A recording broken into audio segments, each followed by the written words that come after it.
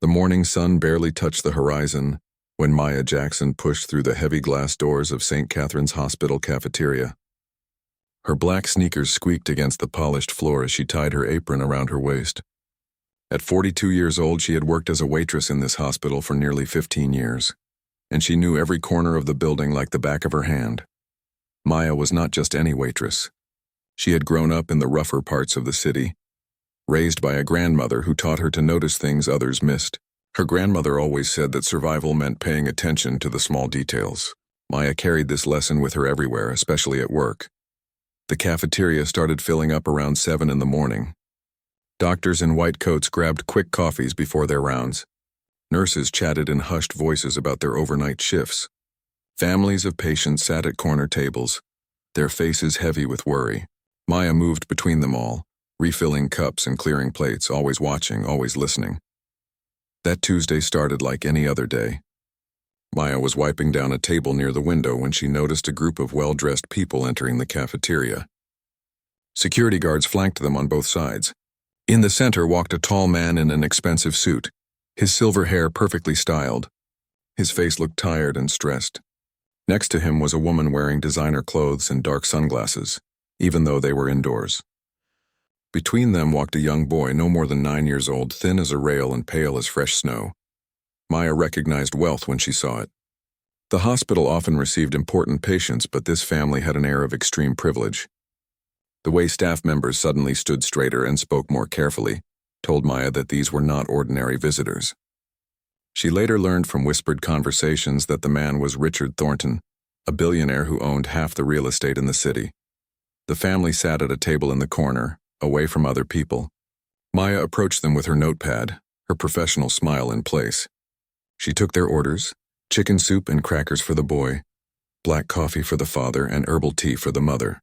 As Maya wrote down their requests, her eyes kept drifting to the young boy. Something about him troubled her deeply. His name was Marcus, she heard his mother say. The boy sat slumped in his chair, barely able to keep his head up. His skin had a strange yellowish tint that Maya had seen before on very sick people. Dark circles surrounded his eyes, making him look much older than his years. His breathing seemed shallow and labored, and every few minutes he would wince as if in pain. Maya brought their orders and set them down carefully. The parents talked in low voices about medical tests and specialist appointments, their words filled with frustration. Marcus pushed his soup around the bowl but did not eat. His small hands trembled as he held the spoon. As the days passed, the Thornton family became regular visitors to the cafeteria. Marcus was a patient in the private wing on the 8th floor. Maya learned from other staff members that the boy had been sick for months. The best doctors in the country had examined him. They ran countless tests, gave him various medications, and proposed different diagnoses, but nothing seemed to work. Marcus kept getting worse. Maya watched the family during their daily visits to the cafeteria. Richard Thornton always had his phone pressed to his ear, arranging consultations with famous specialists from around the world. His wife, Catherine, looked more exhausted with each passing day. But it was Marcus who broke Maya's heart. The boy was fading away right before everyone's eyes. The doctors were stumped. Maya overheard them talking during their coffee breaks. They mentioned words like autoimmune disorder, rare metabolic disease, and genetic condition. They ordered more tests, more scans, more blood work, but nothing gave them clear answers. Marcus's symptoms did not fit any standard pattern. He had fever that came and went, constant fatigue, pain in his joints, and he was losing weight rapidly. His liver enzymes were elevated. His white blood cell count was abnormal, but no one could figure out why. Maya continued serving the family, and slowly, she began to notice things. Small details that seemed insignificant to others but stood out to her trained eye. She noticed that Marcus seemed worse on certain days. She noticed that he would clutch his stomach after eating certain foods. She noticed the way his skin would break out in small rashes that disappeared quickly. She noticed how he would complain about headaches that made him sensitive to light. One afternoon, Maya was clearing their table when she overheard Catherine mention something to her husband. She was talking about their family vacation to South America 6 months ago, just before Marcus got sick. They had stayed at a remote eco-lodge in the Amazon rainforest. Catherine mentioned how Marcus had been bitten by so many insects during that trip. She laughed sadly, saying he had looked like he had chicken pox from all the bites. Maya's hands froze as she stacked the plates. Something clicked in her mind. Her grandmother's voice echoed in her memory, telling stories about tropical diseases that could hide in the body for months. Maya's cousin had served in the military overseas and had come back with a strange illness that doctors initially missed. It took months before they figured out he had contracted something during his deployment. Maya knew she was just a waitress. She had no medical degree, no formal training. Who was she to question the decisions of highly educated doctors? But the nagging feeling in her gut would not go away. She had seen something, noticed a pattern, and her instincts told her it was important. That evening, after her shift ended, Maya went to the hospital library. She had been there before, usually to read magazines during her breaks, but this time, she sat at one of the computers and started searching. She typed in Marcus's symptoms along with keywords like tropical disease, Amazon, and insect bites. Hours passed as she read through medical articles, trying to understand the complex terminology. One disease kept appearing in her searches. It had symptoms that matched what she observed in Marcus. The disease could remain dormant for months after infection. It was often missed by doctors because it mimicked other conditions. The standard tests would not always detect it unless doctors specifically looked for it. The disease was called leishmaniasis, caused by parasites transmitted through sandfly bites common in parts of South America. Maya's heart raced as she read more. The symptoms lined up perfectly. The fever, the weight loss, the enlarged liver and spleen, the abnormal blood counts. Everything Marcus was experiencing could be explained by this one disease. But it was rare in this country, which might be why the doctors had not considered it. The question now was what Maya should do with this information. Could she really approach the doctors with her theory? Would they listen to a cafeteria waitress? Would the Thornton family think she was overstepping? Maya wrestled with these questions as she walked home that night, the weight of her discovery heavy on her shoulders. She thought about Marcus, about his pale face and weak smile, about how he was getting worse while everyone searched for answers in the wrong places. She thought about her grandmother, who always taught her that speaking up was better than staying silent even when it was scary. Maya made her decision. She would find a way to share what she had discovered, no matter how uncomfortable it made her. A child's life might depend on it. The next morning, Maya arrived at work with a folder tucked under her arm. She had printed out several articles about leishmaniasis, highlighting the sections that matched Marcus's symptoms. Her hands shook slightly as she poured coffee for the early morning customers. She knew what she had to do, but fear gripped her chest. At around 9 o'clock, Dr. Patricia Chen walked into the cafeteria. She was one of the senior physicians on Marcus's medical team, a woman in her 50s with sharp eyes and a reputation for being thorough. Maya had served her countless times over the years. Dr. Chen always ordered the same thing, oatmeal with berries and green tea. Maya prepared the order and carried it to Dr. Chen's usual table by the window. Her heart pounded so hard she thought everyone in the cafeteria could hear it. She set down the tray with trembling hands.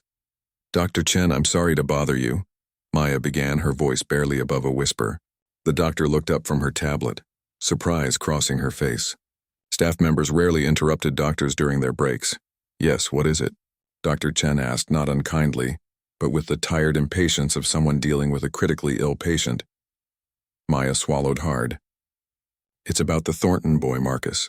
I know I'm just a waitress and I have no right to say anything, but I've been watching him, and I think I might have noticed something." Dr. Chen's expression shifted from impatience to curiosity. She set down her tablet and gave Maya her full attention. "Go on," she said slowly. Maya pulled out her folder, her fingers fumbling with the papers. "I heard Mrs. Thornton mention they went to the Amazon rainforest 6 months ago. Marcus got bitten by insects there. I started researching, and I found this disease called leishmaniasis. The symptoms match everything I've seen in that boy." She laid the printed articles on the table, pointing to the highlighted sections. Her words tumbled out quickly, afraid that if she stopped, she would lose her courage. "Look here, it says the disease can hide in the body for months. The fever comes and goes. It affects the liver and spleen. It causes weight loss and anemia. And doctors often miss it because they don't think to test for tropical diseases." Dr. Chen picked up one of the articles, her eyes scanning the text. Maya watched her face carefully, trying to read her reaction. Would the doctor laugh at her? Would she be angry that a cafeteria worker was trying to diagnose a patient? Would Maya lose her job for overstepping? But Dr. Chen did not laugh. Instead, her expression grew serious. She read through each article Maya had brought, occasionally nodding or frowning. Minutes passed in tense silence. Maya stood there, unsure if she should leave or stay. Finally, Dr. Chen looked up. "Where did you learn to research medical conditions?" she asked. Maya felt heat rise to her cheeks. "I didn't learn it anywhere official. I just used the hospital library computer. My grandmother always taught me to pay attention to details, and I noticed things about Marcus that reminded me of stories I'd heard about tropical diseases." Dr. Chen studied Maya's face for a long moment. "You know, we've tested Marcus for dozens of conditions. We've consulted with specialists from Boston to California. But we never considered leishmaniasis because it's so rare here. We focused on more common diseases. But if he got it in the Amazon, it wouldn't be common, would it?" Maya ventured carefully. "No," Dr. Chen admitted, "it wouldn't be." She gathered the articles Maya had brought. "I need to take these to the team. We can run a specific test for leishmaniasis. It's not part of our standard panel, which is probably why we missed it if it's there."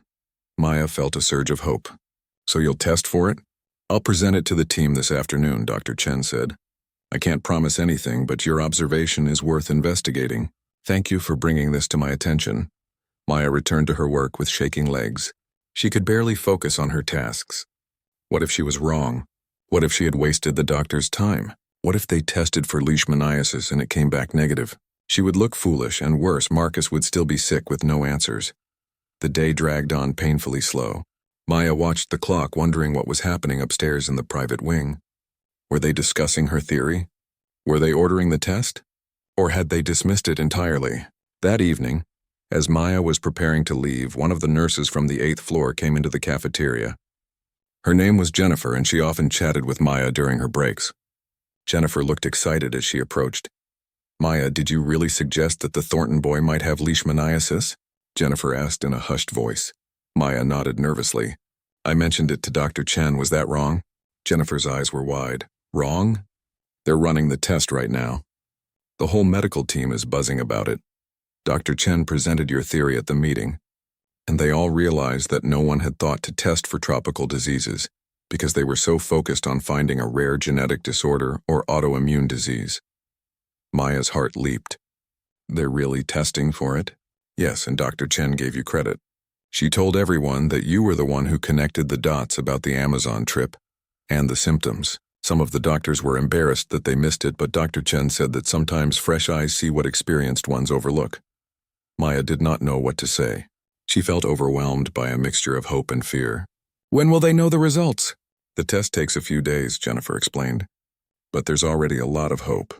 Some of the doctors looked back at Marcus's blood work, and they said there were subtle signs that could indicate a parasitic infection, but they had interpreted them differently before.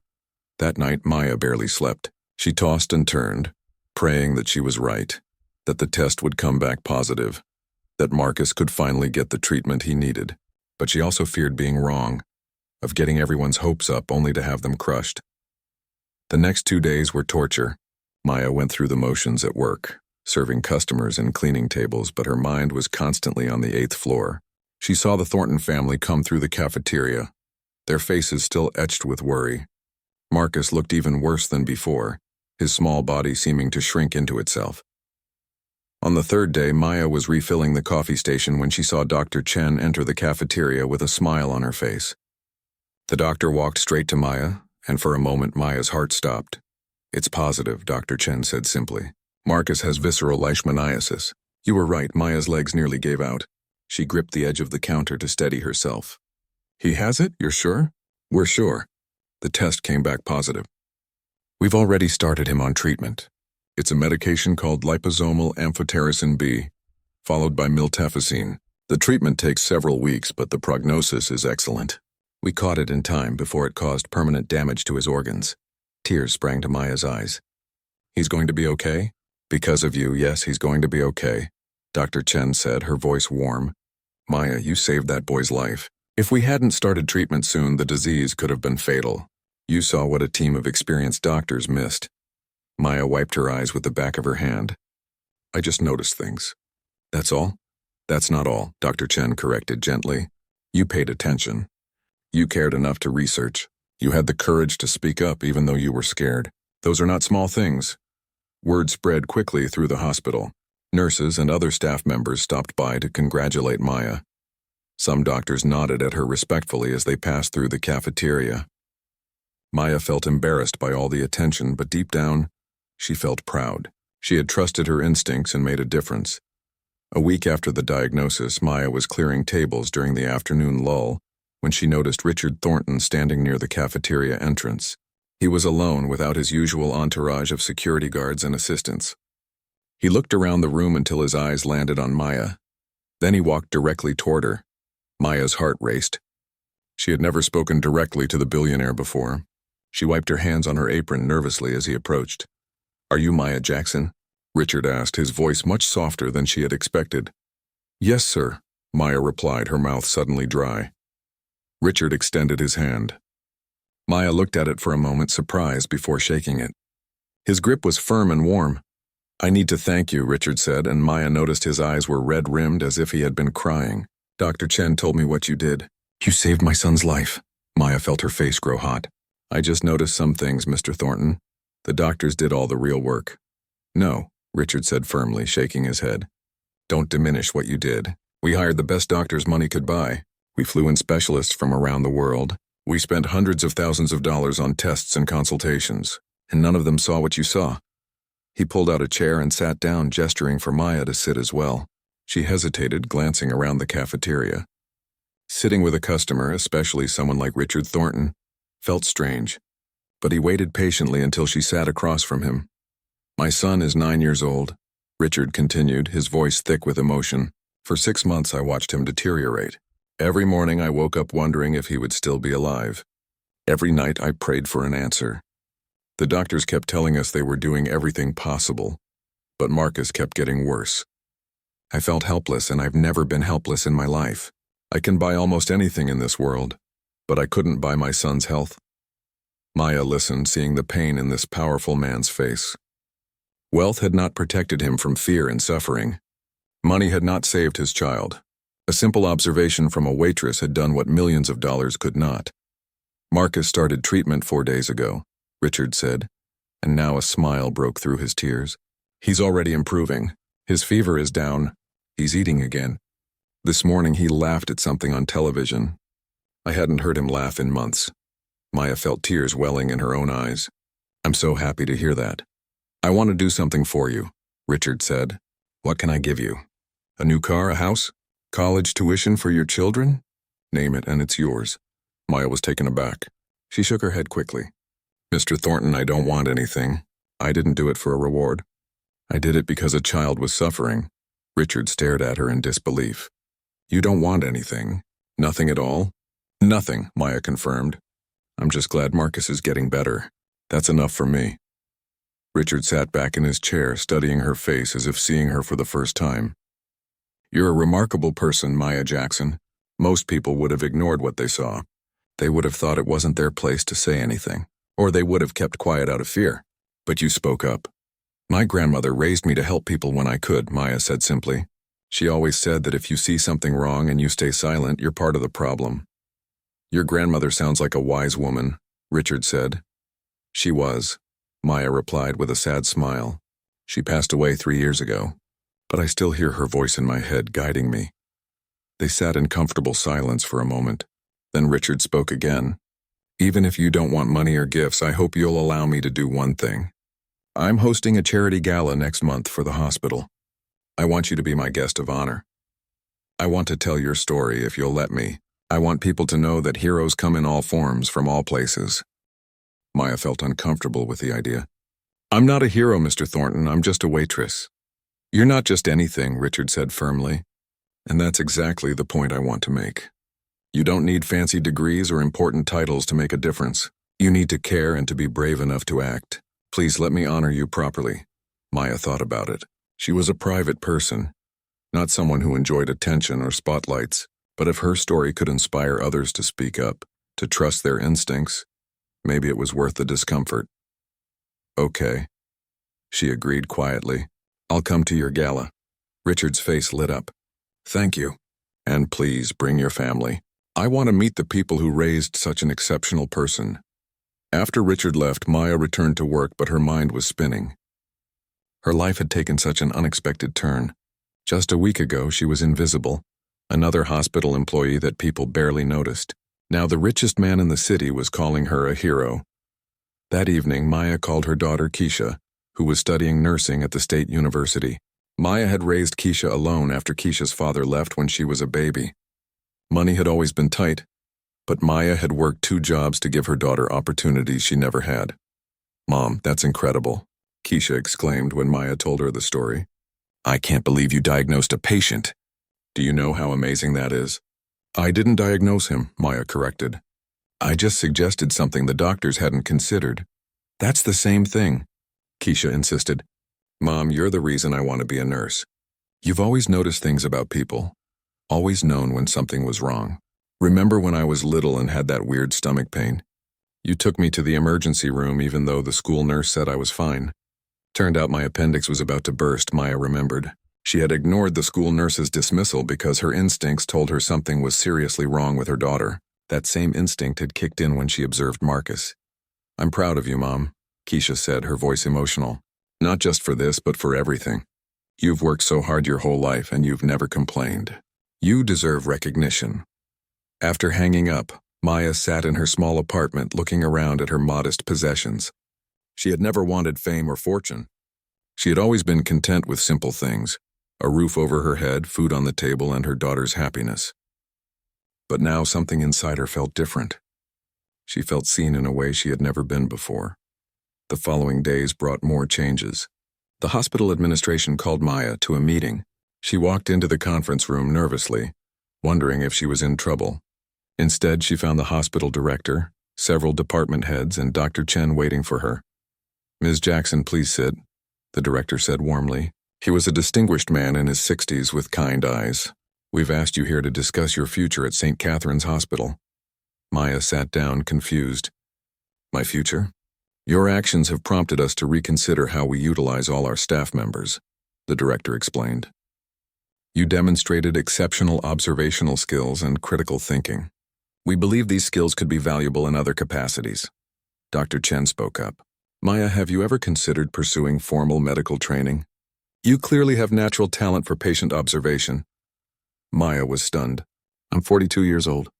I never finished college. I can't afford medical school." "We're not suggesting medical school," the director said, "but we would like to offer you a position as a patient advocate and care coordinator. It's a newly created position. You would work with patients and their families, observe their care, and act as a bridge between them and the medical team. We'll provide full training, and the salary is significantly higher than your current position." Maya could barely believe what she was hearing. "You're offering me a new job?" "We're offering you a career," the director corrected. "You've shown us that valuable insights can come from unexpected places. We want to create a system where all staff members feel empowered to speak up when they notice something important." Maya thought about her years working in the cafeteria, invisible to most people. She thought about how close she had come to staying silent about Marcus, afraid that no one would listen to a waitress, and she thought about what this opportunity could mean for her future, and for Keisha's future. "I accept," Maya said, tears streaming down her face. "Thank you for giving me this chance." 3 weeks later, Maya found herself standing in front of a full-length mirror in a department store dressing room. The sales assistant had helped her choose an elegant navy blue dress for the gala. Maya barely recognized herself. She had spent her whole life in uniforms and casual clothes. This dress made her look sophisticated, important. Keisha sat on the bench behind her, beaming with pride. "Mom, you look absolutely beautiful." Maya turned sideways, examining herself critically. "I feel like I'm playing dress-up." "You're not playing anything," Keisha said firmly. "You belong at that gala just as much as anyone else. More than most people, actually." They purchased the dress along with shoes and a small handbag. Maya winced at the total cost, but Keisha insisted on helping pay for it with money from her part-time job.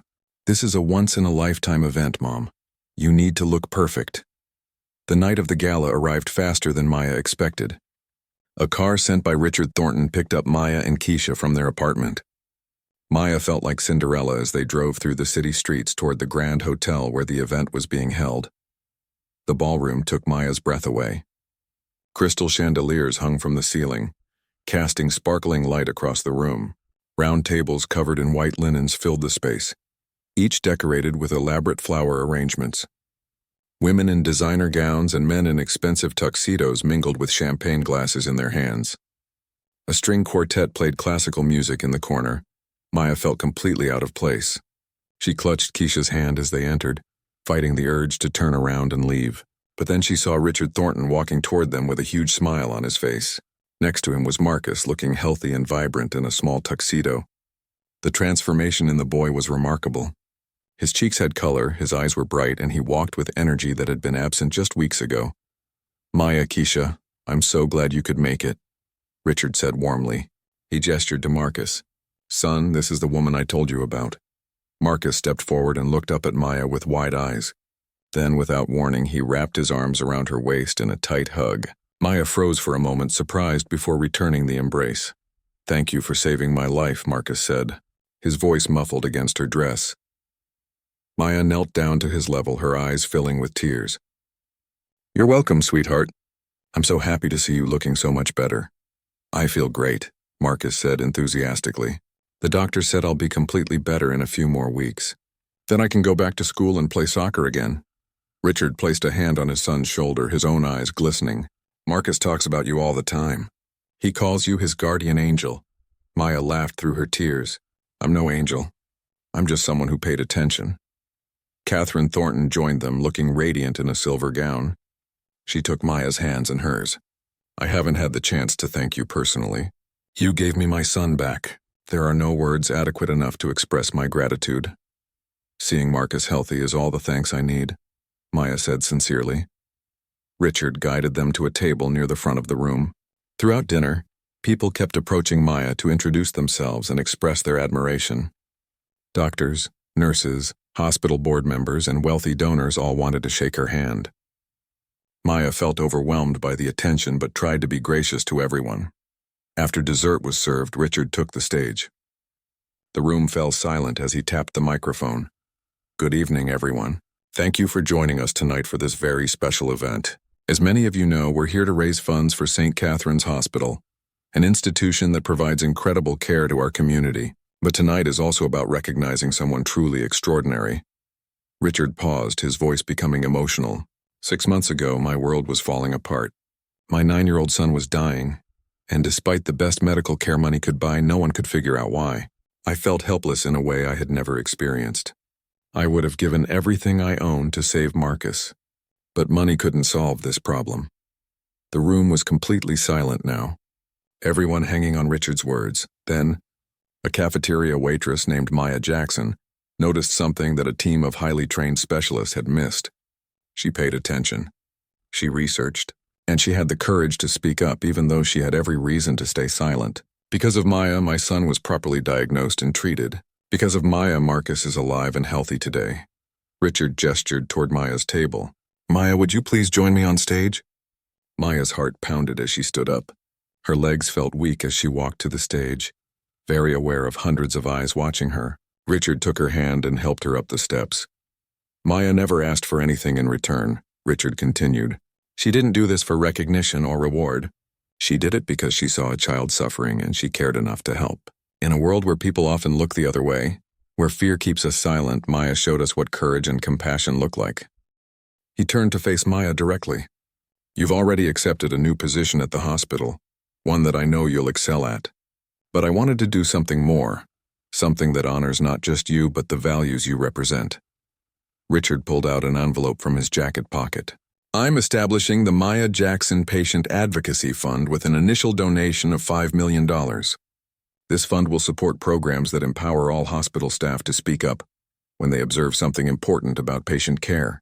It will also provide scholarships for staff members who want to pursue additional training in healthcare fields."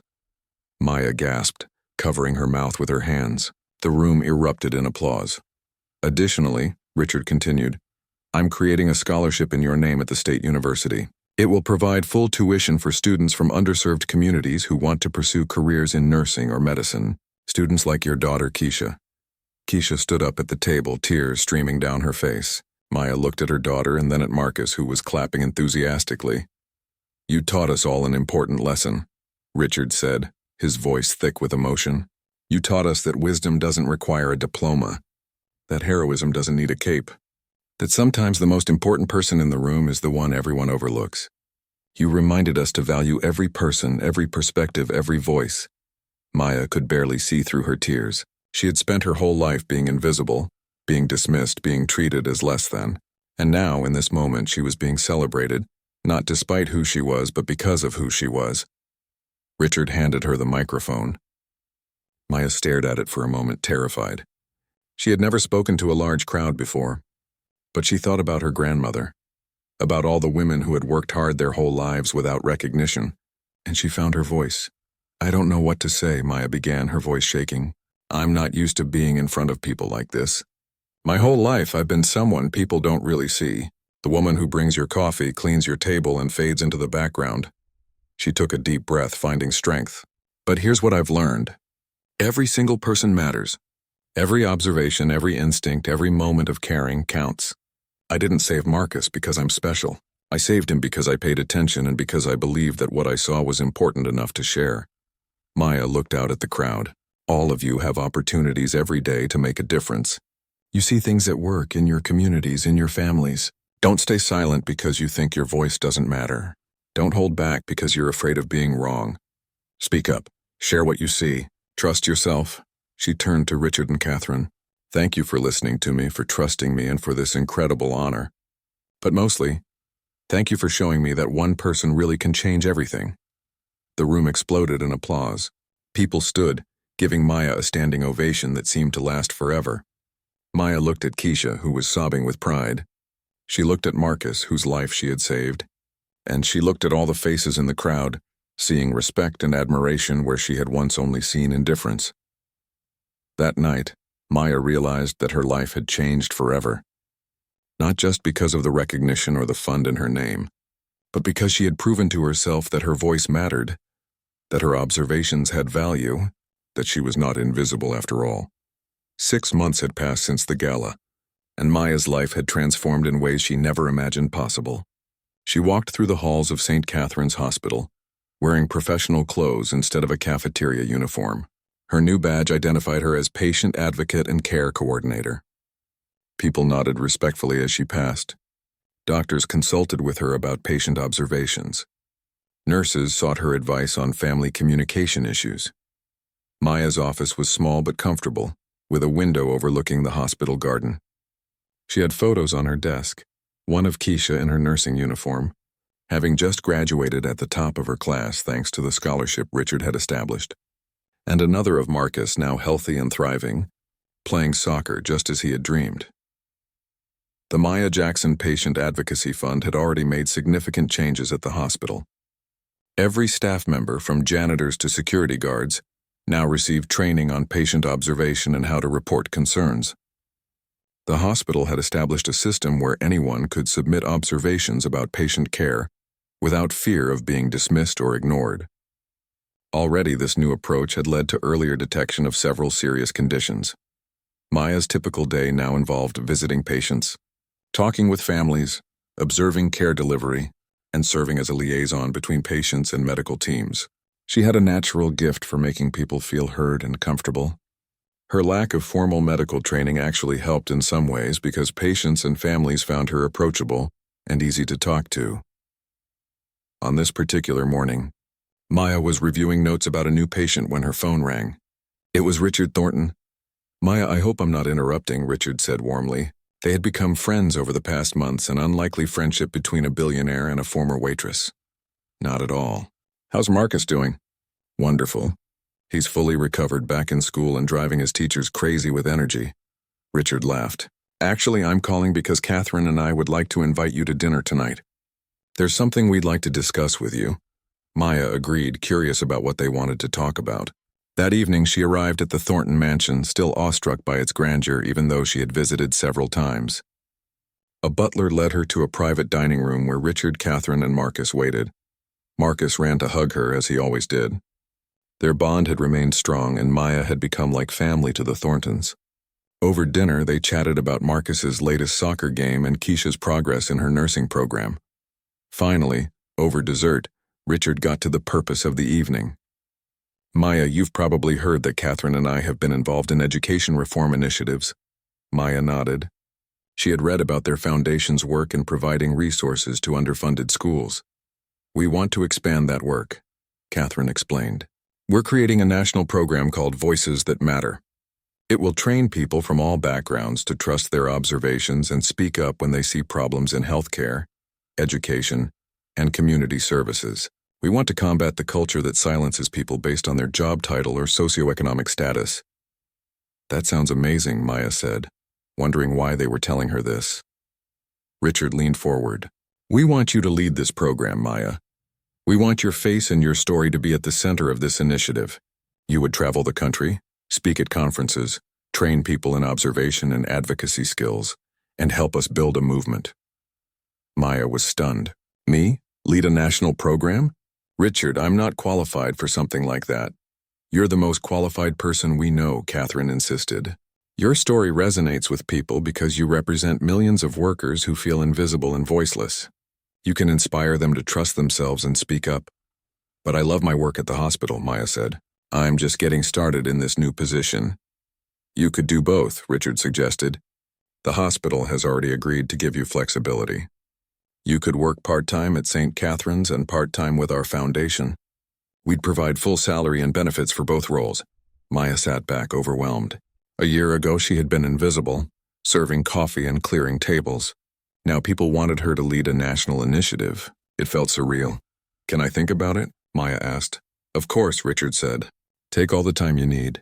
That night, Maya called Keisha to discuss the offer. Her daughter's response was immediate and enthusiastic. Mom, you have to do this. Think about how many people you could help. Think about all the Maya Jacksons out there who have important observations, but are too afraid to share them. You could give them courage, but what if I fail? Maya worried. What if I'm not good at public speaking or training people? You won't fail, Keisha said confidently. Mom, you've never failed at anything you truly cared about. You raised me alone while working 2 jobs. You put me through school. You saved a boy's life. You've already proven you can do hard things. Maya thought about her grandmother, imagining what she would say. She could almost hear that wise, weathered voice. Girl, when opportunities come knocking, you better answer the door. Don't hide because you're scared. Be scared and answer anyway. The next day, Maya called Richard and accepted the position. Within weeks, she was traveling to her first speaking engagement at a healthcare conference in Chicago. Standing backstage, waiting to be introduced, she felt the same terror she had experienced at the gala. But she also felt something else. Purpose. When Maya walked onto that stage and looked out at hundreds of faces, she saw herself reflected in many of them. She saw janitors and cafeteria workers and security guards, people who came to conferences hoping to learn but never expecting to be heard. She saw the invisible workers of America, and she spoke directly to them. My name is Maya Jackson, and until recently I was someone you would never notice, she began. I poured your coffee, cleared your plates, and faded into the background. Society told me that my observations didn't matter, that my voice wasn't important, that I should know my place and stay quiet. She paused, letting her words sink in. But I refused to stay quiet when I saw a child dying and noticed something others missed. And that decision changed everything, not just for that boy, but for me and for my understanding of my own value. Maya spent the next hour sharing her story, offering practical advice on observation skills, and most importantly, encouraging people to trust themselves. You don't need permission to care, she told them. You don't need a degree to notice patterns. You don't need authority to speak truth. What you need is courage. The response was overwhelming. People waited in line for hours to talk with her afterward. They shared their own stories of times they had stayed silent, times they wished they had spoken up, and times they had found the courage to use their voice. Maya listened to each person, validated their experiences, and encouraged them to keep speaking up. Over the following year, Maya spoke at dozens of events across the country. She trained thousands of people in patient advocacy and observation skills. The Voices That Matter program grew rapidly, expanding beyond healthcare into education, social services, and community organizing. Maya's story became a catalyst for change in how institutions valued input from all levels of staff. The hospital continued to see benefits from Maya's work. Several more serious conditions were caught early, because staff members felt empowered to report their observations. The culture shifted from hierarchical to collaborative, with doctors actively seeking input from nurses, technicians, and support staff. Keisha graduated from nursing school and accepted a position at St. Catherine's Hospital, working in pediatrics. Mother and daughter sometimes passed each other in the halls, both wearing their professional badges, both making a difference in their own ways. Maya's heart swelled with pride every time she saw her daughter caring for sick children with the same attentiveness and compassion she had tried to model. Marcus remained a constant presence in Maya's life. Now 10 years old and completely healthy, he often told people that Maya was his hero. He volunteered at the hospital on weekends, delivering flowers to patients and chatting with lonely people who needed company. Richard and Catherine said that his experience had made him more compassionate and aware of others' suffering. On the 1-year anniversary of Marcus's diagnosis, the Thornton family invited Maya to a small private celebration at their home. They gathered in the garden, just the 5 of them: Richard, Catherine, Marcus, Maya, and Keisha. It was a beautiful evening, the sunset painting the sky in shades of orange and pink. Marcus presented Maya with a painting he had made. It showed a woman in a cafeteria uniform with angel wings holding a tray with a coffee cup. The title, written in a child's careful handwriting, read, "My Guardian Angel." Maya's eyes filled with tears as she hugged the boy who had changed her life as much as she had changed his. "You know, I'm not really an angel, right?" she whispered. "I know," Marcus whispered back. "But you're the closest thing I've ever seen to one." Richard raised his glass. A toast to Maya Jackson, who taught us that heroism looks different than we imagined, who showed us that wisdom comes from unexpected places, who proved that every person has value and every voice deserves to be heard. Thank you for saving my son. Thank you for inspiring countless others. And thank you for being exactly who you are. As they clinked glasses, Maya reflected on the extraordinary journey that had begun with a simple observation in a hospital cafeteria. She thought about all the years she had felt invisible, all the times she had doubted her own worth, all the moments when she had almost stayed silent. And she thought about the ripple effect of one courageous choice. Because she had spoken up, Marcus was alive. Because Marcus was alive, the Thornton family had created programs that were changing lives across the country. Because those programs existed, thousands of people were finding their voices and making differences in their own communities. One observation, one moment of courage, one decision to trust herself had created waves of change that continued to expand outward. Maya looked around at the faces of people she loved, people who had become her family through an unexpected twist of fate. She looked at Keisha, living her dream of becoming a nurse. She looked at Marcus, healthy and full of life. She looked at Richard and Catherine, who had used their wealth and influence to amplify voices like hers. "Thank you," Maya said softly. "Thank you for listening to a waitress who dared to speak." "No," Richard replied with a warm smile.